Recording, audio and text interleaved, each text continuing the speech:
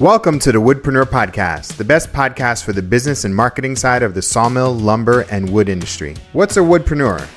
If you have a business where you make money as a woodworker, sawmill owner, selling slabs, or a content creator, then you're a woodpreneur. My name's Steve Larosiliere, and I started Woodpreneur Life, Acres of Timber, and the Woodpreneur podcast just for makers, wood entrepreneurs, and small business owners just like you. We're on a mission to empower thousands of wood businesses to grow sustainably and put out great products. Each week, I interview makers, sawyers, content creators, and 6- and 7-figure entrepreneurs that know the wood industry inside and out. With topics covering everything from the urban lumber movement, sustainable sourcing and design, we'll discuss the ins and outs of how to grow, monetize, and fully immerse yourself in the woodpreneur lifestyle. If you're a hobbyist, a full-time wood business owner, part-time entrepreneur who wants to become a content creator, or quit your day job to pursue your dreams, the Woodpreneur podcast is just for you. Thanks so much for listening. Now enjoy this episode.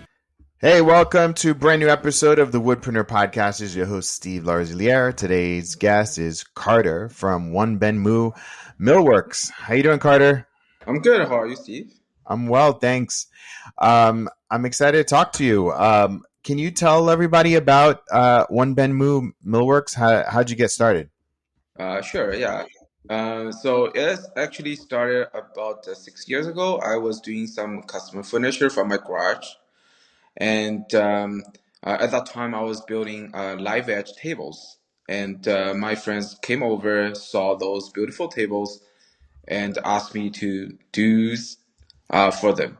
So that's how I get started as a business, just to make a custom tabletops and the furnitures. Cool. And then how did so that was 6 years ago. You started making in your garage. Yeah. And how did you get the word out? Was it just friends and family? So at that time, I still have my full-time job as a accountant. Okay. And I was doing live vegetables and getting into the raw materials, and I was able to meet one gentleman. His name is Ian. We try to salvage tree trunks. Um, uh, though at that time I thought the idea is great uh, because of the city expansion, there are a lot trees need to get cut down, and we went to the site and we cut the trees for free, and we get the chunk The lumber? the Yeah. lumber for free, and try to process those lumber and make into beautiful um, furnitures. So that was the idea how we get into the business, and I even I even bought those sawmills, the kiln, trying to make a big thing. But the reality is, slowly we realize, doing moving the lumber into uh, usable material will take a long time. Yeah. Uh, from a perspective, doesn't make sense. So for the raw material processing, um, manufacturer, that idea is gone. So we have to survive in the market. So we decided to do just the furniture, solid wood furniture. Then I met a few artists or woodworker at the time doing very beautiful furnitures. We're trying to build our furniture brand. Yeah. So that was about 1 year after we decided to move from the raw material into furniture brand. Finish your products. Yeah. Yeah. Yeah. And we started doing some design, and we went to different competition, and then we realized doing solid wood furniture and trying to make it into a brand, you might need a lot of upfront investment into uh, Yeah. marketing. So it's not very ideal for that situation. Yeah. So we have to change again. So we decided to get into millwork, and we embrace the technology to use CNC machine um, use software to make custom piece for the work. So that's how we started and doing the Millworks. And yeah, That's cool. Yeah, it's so interesting. I love everybody's like, yeah, I want to have my own line. I want to have my own line and I want to have my own furniture brand. And I'm like, I don't think people realize how hard it is to yeah, make a name for yourself because exactly. people don't know who you are. Like Yeah, why should they buy from you? Because everybody's, everybody can make their own furniture. exactly. Yeah, and it takes a lot of money. It's almost like it's like you need a PR person, right? Yeah, yeah, exactly. That's what we figure out. Even at that time, we have a partner as a manufacturer. Like they do massive production. We have Yeah, word. Even that, like it's just it's very far away of what we are thinking to get, and it's just a marketing. Like it's just marketing. Yeah, at the end of the day, if you wanted to have your product to be in the market and to sell, you need a good marketing strategy and you also need a good marketing. Yeah, yeah. yeah, for sure. So you went into millwork, and so tell us like how did you like launch into millwork? Right, right. So at the time, we like I think it's around the pandemic, Yeah, and so at that time, I make my I thought a lot, and because at that time I thought like I embraced the nature of the wood. yeah, 1BENMU actually is a direct translation from a Chinese letter. The meaning is one original piece of wood. okay, So okay, if you read that Chinese letter, Korean, Japanese, they all recognize, they all have the same meaning. So that's yeah, how I started. I hold the value to be accept the imperfections and mm-hmm. respect the nature, respect the imperfection, and like embrace embrace the imperfections, natural wood. That's how I started a business. Yeah, So at that time, we have a quite bit debate between machining and handmade. yeah, yeah, yeah, yeah, So so um, and I just have my value switch. It's not like a value switch. I thought that very deeply, thinking is handmade really meaning it's a craftsman? Like does that handmade actually equals to the quality? So it yes, really kicks into my mind, and then I started thinking about it. What if I hold my craftsmanship during the whole process of the production, like yeah, from the designing, from the programming, from assembly, from installation, all that whole process. I hold that uh, pay attention to details, craftsmanship. That I think is what I believe in. It's the whole process. It's not just using your hand. Using your hand is yeah, just yeah, it's just a method of doing the work. yeah, yeah. So that's how I get into the millwork machining, and we implement software technology to streamline the process. But at Mm-hmm. each stage of the production process, we we still have the gene to be custom and Mm-hmm. uh, pay attention to details, and also is the service. Like it's like when we treat each material, we respect the material and we try to use the best benefits of each material, each Yeah, materials. yeah, yeah.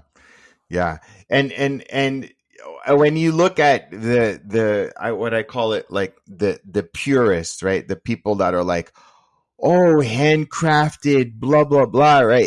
It's kind of I think in many ways it's a romantic idea, Right.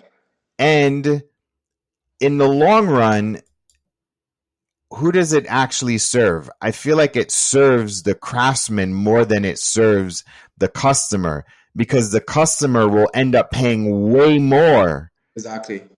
right? Like you Yeah. agree, right? Like Oh no, totally, totally. it's a romantic if it gets to the same solution and is more efficient and it can save the customer money, like Right. why not use Exactly. Yes. technology? Yeah. Exactly. That's what I was thinking and debating with those artist type of woodworker because Hmm. enjoy doing work with their hand. But at the end of the day, uh, I need to ask who's paying for those. Like they get a benefits of doing the work because they enjoy doing it. So Yeah, they have a they don't worry about the cost. They don't worry about the time spent on each piece. They yeah, don't care about the efficiency. All they care is I can do beautiful work and I enjoy the process of doing it. yeah. But these costs cannot be translated into the market because the market shouldn't be paying that cost, Agree, right? agree, So, agree. so that's what I figured out. If you wanted to be sustainable in the business, you need to be value added.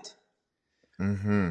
If you are artist, Yeah. if you are well-known artist, then your value is perceived differently than a normal piece of furniture because Hmm. it's really there's a art value into it.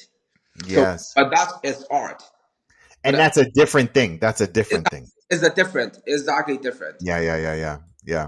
complete different, and that's how I think if we wanted to be successful in business, like we have to have the mindset that add a value added into the market and be more sufficient.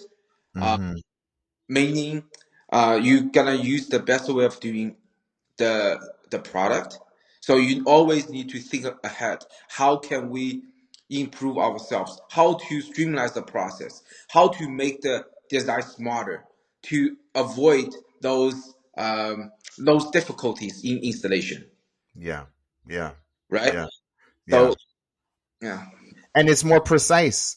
exactly. Less No, mistake. It's less mistake, more precise. yeah, yeah, exactly. Precision is way better and it's a way streamlined, meaning you have a better quality control. Because doing a handcraft product is really Hmm. depends on that person.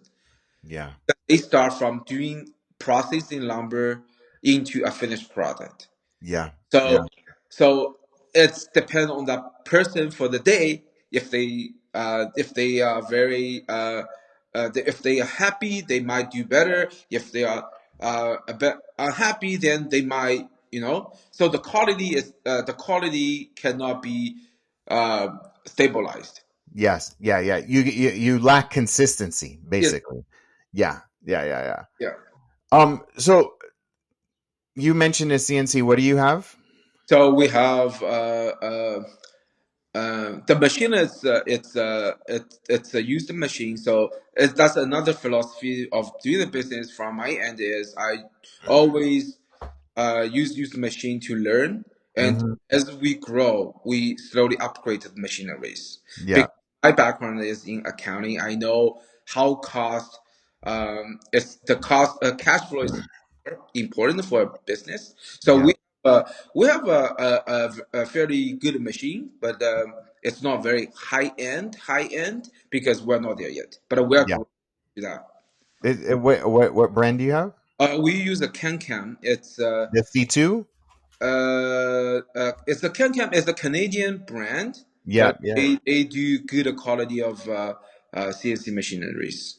for sure. And what impact did that CanCam have on your business? Is it? Well, that complete changed the way of thinking, like complete changed the how to construct a product. I'll give you an example. Traditional way of doing, let's say, piece of a product. So Yeah. we rely on a master of woodworker uh, Hmm. to come up with a cut list, and Yeah, then he needs to decide how many pieces of material to order, yeah, to how to best use the material and to have the best of yield. Yeah. So now, from the CNC perspective, we have the software supporting the CNC. So as we design, we already know how many material we need to order, Yeah. and we already know how to optimize the use of the material. And for each detail, we know how can make the changes in terms of the, let's say, the dado and the screw holes and Yeah. construction of the drawers incorporate with hardware. Like everything is pre-drilled. Yeah. It's precise, and that completely changed the way of looking at the doing the product. And also, um, because CNC is a 2D, like you use as a cutting, but Yeah. we use 3D modeling software that we can make 2D parts and assemble into 3D and make it into different shape. Yeah. So give us more opportunity to do a lot in regular shapes like curved island, like curved ceiling, whatever. Like we can construct the structure of the irregular shapes we Yeah. see. That's so cool. That's so cool. How did you start to develop the product set? That's what I'm curious, because like I guess in the past 4 years, Yeah, you really, I mean, if I'm looking at like you've been around for 6 years, right, and then the first year you were doing live edge, the second year you were trying to do your own lumber and right, kiln production, and then in the last 4 years you added commercial, residential, like specialty products like your right, slat doors and your veneer panels and your like that. To me is like exponential growth in terms of like how, like, could you walk us through that, because that's really, I'm blown away at what right. you've been able to accomplish in 4 years. Right. So I have to give a credit to my marketing person. His name is Michael. So Mm-hmm. since I started, he's with me. Mm-hmm. I'm uh, I know I need a marketing person doing the promotion for us. So Yeah. so I think I think because of him, we always talk about how to find a niche market. Yeah. So there are a lot of good companies out there, and they can do a lot of things. But our strategy is always find many small niche market. Let's say the slat wall. So we have a slat design in our showroom, but we never thought about making it into a product. Yeah. And then, like 3 or 4 years ago, the slats become like super popular. Yeah. Like I just cannot imagine how. Like, but it's like we get that keywords. We have so many leads from the slats wall, and then the slats wall itself bring us into a millwork because when people are looking for a slats wall, they always in the process of doing the renovation, and then, Yeah. hey, can you actually build other stuff for us? So Yeah. now it's the market leads us into a variety of the products. But Yeah. we have one product that's very successful, keywords, the slat wall or the slat panel or slat door. Everything is around the slats. Yeah. So because of that successful keywords, the, leads us into a millwork. Yeah. Then we do a lot of cabinetries now, and even with the cabinetry, we still have the uh, uh, it's like slat style like elements. Sometimes we incorporate into our millwork design, and also we still use wood veneer that give you the natural look of the final products. So so that's how we are from we're from doing live vegetable trying to do furniture get into a millwork. Like Yeah. millwork is a more broader category. It includes trim, includes cabinetry includes a lot of other stuff, right? So from that perspective, like we're lucky that we found Your our niche. words, yeah, our niche. Yeah, Yeah. that's so cool. That's so cool. How big is the team? Right now we have around 10 full times, and then we have contractors doing the installation. Um, how's it feel to have a 10-person company when you used to be an accountant? Well, I think definitely at the beginning, I think I was always the process driven because I worked for a bigger company, implement large financial systems for the company. So I always get trained in the process and the structural. So when I set up a company, I have that in mind. Yep, go ahead. Sorry. So I have to find my way of doing it is put a put a function, right. I Yeah. reckon from our production chain how many functions we need to have, and then I hire a person in terms of the functions. So one employee will cover two functions maximum. Mm-hmm.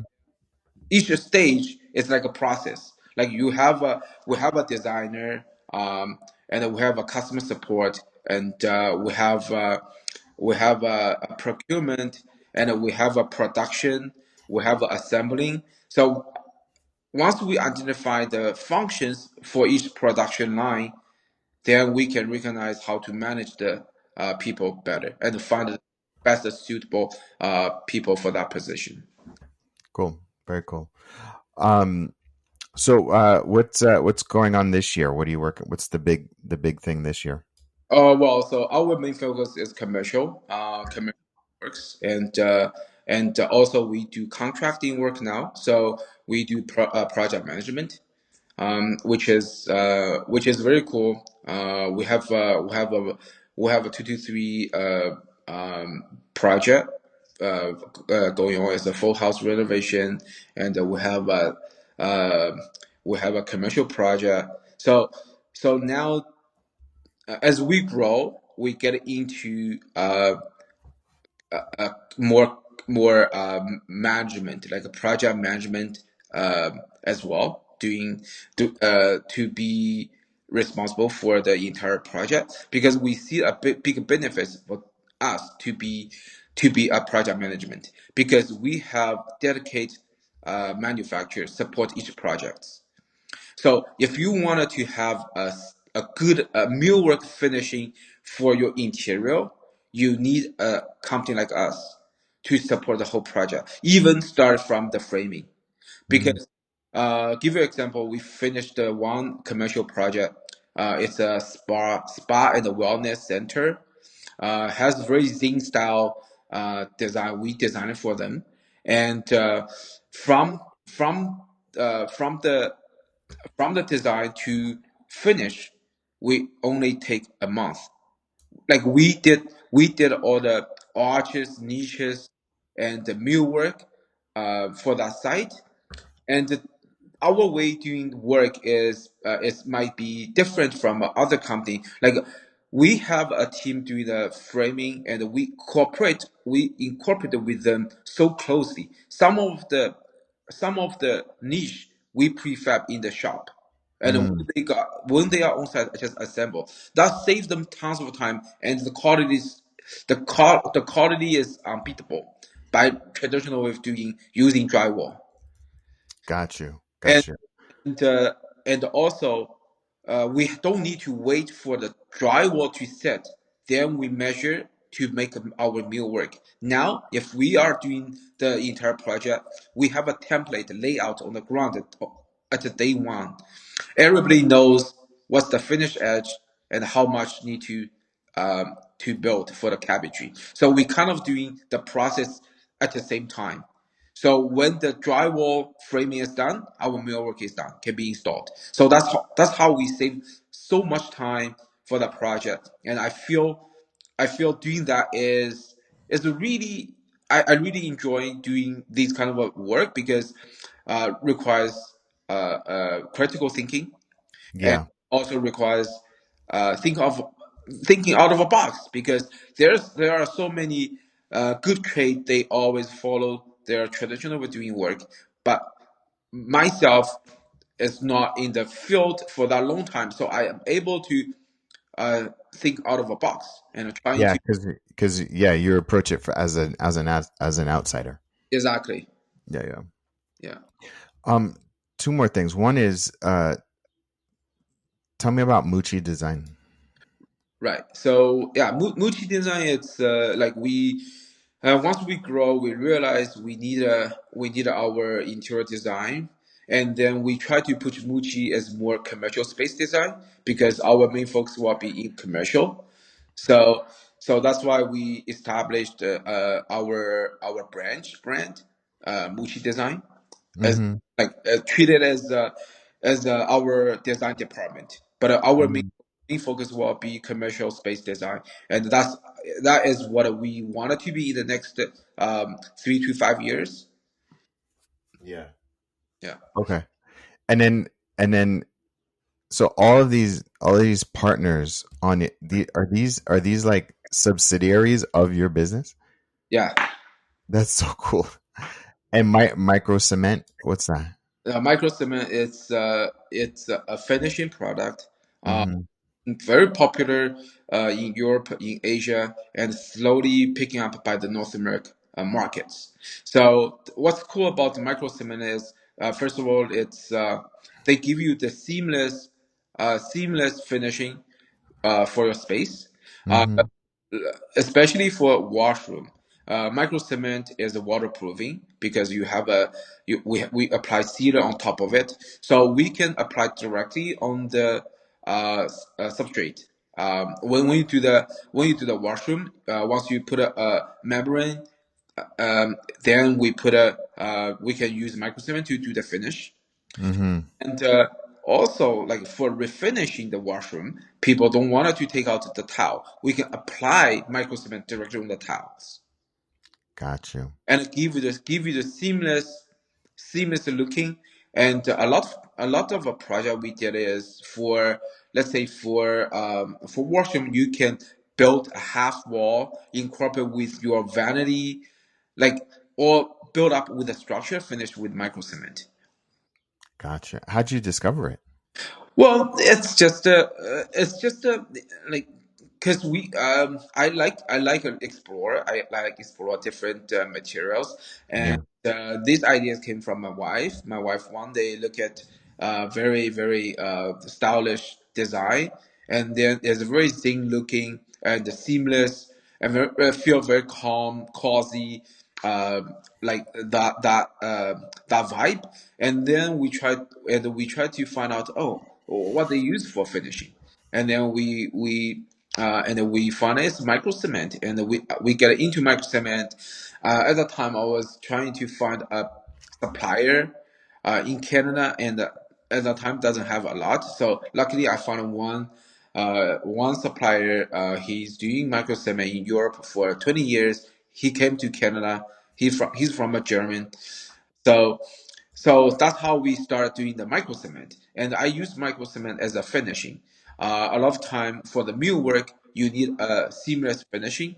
Yeah. So we can do cabinetry finishing with the micro cement. We can do countertop finish with the micro cement. So just think micro cement as another Finish. exactly. Wow. And it gives it that really smooth. Can you color it? Yes, there are different colors. Yeah, and people can use outdoor as well. Yeah, we should talk offline about that. I'd love to learn more. That's really interesting. Yeah. Yeah. Um, cool. All right. So this is the part of the podcast where I give you any marketing or business advice. I don't know that if I could give you any because you have like 8 companies, but let's give it a shot. Tell me, is there anything that you need help on, or is there any advice that you need? Well, my marketing, I heavily relies on the SEO, and Yeah. but still marketing. is not just a SEO, but it has other channels as well. When I look at your portfolio and your Instagram, you have a very good presentation, presence in the social media. Yeah, So from that perspective, I wanted to learn, or if you can share some tricks how to be more influenced in the social media, and given our product, how can we make these more interactive with our customer? for sure. So I one thing that I do love about your your your social accounts, you have, it really showcases your work and it shows the finished product. Right. What I think uh, will add a lot more, and you had, I mean, if I just look at one of your reels Yeah. right now, like it, if I look at one of your reels that has a lot of views, and Mm-hmm. if you pay attention to that, it's the stuff with a lot of movement, right? Mm-hmm. And so I think because you are constantly working on your thing, I think the things that you probably think are not important, those are the things that will gain the most traction. Okay. So you talking to your clients, you talking to your team, you applying finish, you the CNC working, like all of those things sort of add a storytelling element. And now the trend is, so just imagine the trend right now is how can we make a 1BENMU TV show, Mm. and every post is part of a larger story, and you can have different story arcs. So one could be a project, one could be the building of the business, one could be one of the your products, like, and so if you start look at like everything that you do in terms of like a episode, Mm. then you can break them up into smaller pieces Right. that you can use. But then most importantly, I know that you said that you have great SEO. Mm-hmm. And if you want, I can just take a look at, not right now, later I can take a look at your stuff. But you and you're you have product pages, which is great, right? Mm-hmm. What you actually are missing are blogs and stories and articles Mm. on behind each one. Mm. And so for me, I think that you if you work with multiple interior designers, you can create a page for all of your interior designers. So if you can create articles on builds and installs behind each product, like you can actually dominate even more because you have the product pages there. So I'm looking at, the custom wood veneer panels, like you can have an article just on that, why, how. You have the acoustic stuff, you can have why, how, um and beyond that, what I would love to see even more is photos of your clients Mm-hmm. utilizing the space, not just the build, because then you start tagging them, then you start tagging the different interior designers, Right. because based off of what you have right now in terms of your social following, you should have 10 times that. Based off of the quality and the output of your work, you actually like should be the biggest social following Mm. in Ontario. You know what I mean? Mm. Just based off of the amount of products that you have. Right. And so for me, I think creating more long form content and then making micro pieces of content that are out there. And the long form content is video, so that's the base. Okay. And then you make shorter pieces of content, those are your reels. Mm. And then each of those reels can have a different article. Well, each of the long form pieces of content should have an article, which will then add to the SEO. And then during the process, you just literally start linking all of the pieces, the construction companies, the interior designers, the manufactured product. You just start linking all of those together. And then lastly is that your clients, all of your clients, I mean, you're doing so many commercial things. Like you should be posting your commercial way more, and then tagging them as Mm, uh, as uh, as collaborators. I see. So then you can start taking some of, getting attention on all of the commercial projects Mm, followers to you. mm, So that's the way that I would see it. It's just like I would start thinking about, like, okay, what does the 1BENMU show look like? What story do we want to tell? And what are the different episodes that we would want to tell? mm, Right? And how you can honestly do that is I would find a filmer to come 2 days a week, mm. and then get a microphone, and then just say, you're going to follow me. This is what we're going to do today. And then you get an editor on Upwork or Fiverr to just start clipping them up. The trend really is less about polish, Right. but more about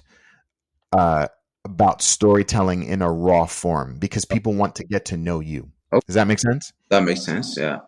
Is that helpful?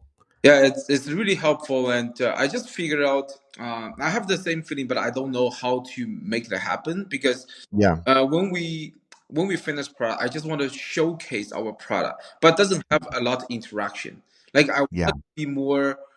Let's say if you see the whole process, right? yeah, But that requires a lot of my time and a dedicated person. Let's say film in the shop, film yeah, outside, film when people's doing the work. Then that's a lot. It's another investment, right? yeah, Yeah. yeah, yeah. It's another investment. However, how often do you come across a client and then you're like, and you find yourself having to educate them even more? Mm, If you are able to get a prospect mm, and just say, hey, look, a project like this is the range. And then you go confidently, you go back to them like, hey, you know what? Spend some time on my blog, and spend some time on my Instagram to see similar types of projects. uh, And then imagine them coming back to you just as educated, I see. because then it'll cut down the sales time. Like right now, I mean, especially people that hire you, commercial people, like they're very detail oriented, right? Because they want things to be perfect. Right. If you can help educate people on your process before they get to you, Yeah. like I mean, you'll close 7 out of 10 people. Mm, Does that make sense? yeah. And content is the way to do that. Content is one of the highest forms of leverage, Mm, without you having to be on a call or an hour and a half mm, meeting to hopefully put together a proposal or a design quote. Like it'll eliminate a lot of that. right. Cool? Yeah. Makes sense. Awesome. All right, tell everybody your website so they could follow your beautiful work. So we have a 1BENMU.com, which is our main website, serve as millwork contracting. And also we have a commercial millwork.ca that is showcase our um, commercial projects with our specialties. And also we have a multidesign.ca, which is our design department, and we're slowly developing that website. And finally, we have microcementfinishing.ca, which showcase all the microcement products and the project. Awesome. Awesome. Carter, thank you so much for your time. I look forward to getting your story out to the Woodpreneur community. Thank you. All right, take care.